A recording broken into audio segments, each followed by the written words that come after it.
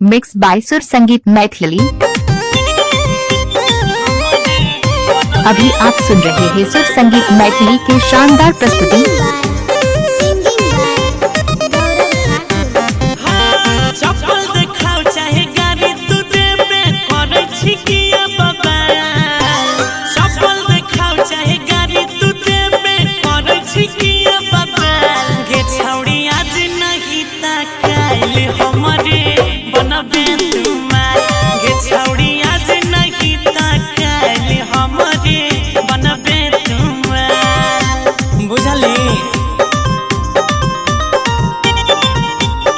DJ Kuldeep खिलाड़ी Samastipur.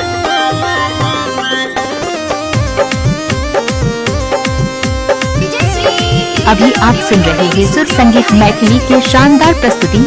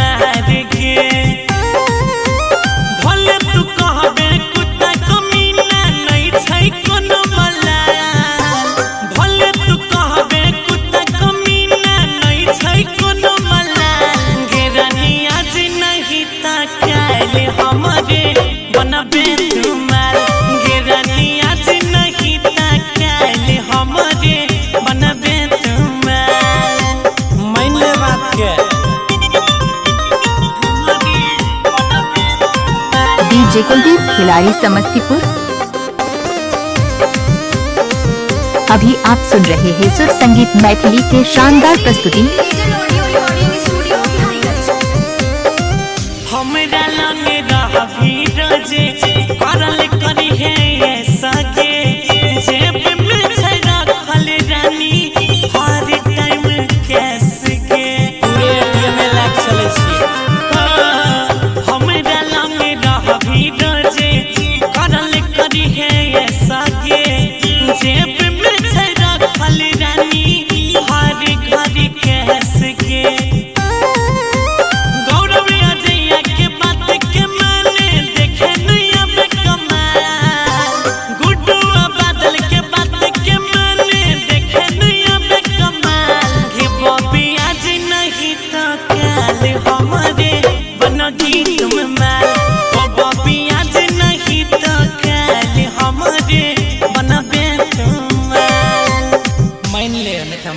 Mix by सुर संगीत मैथिली।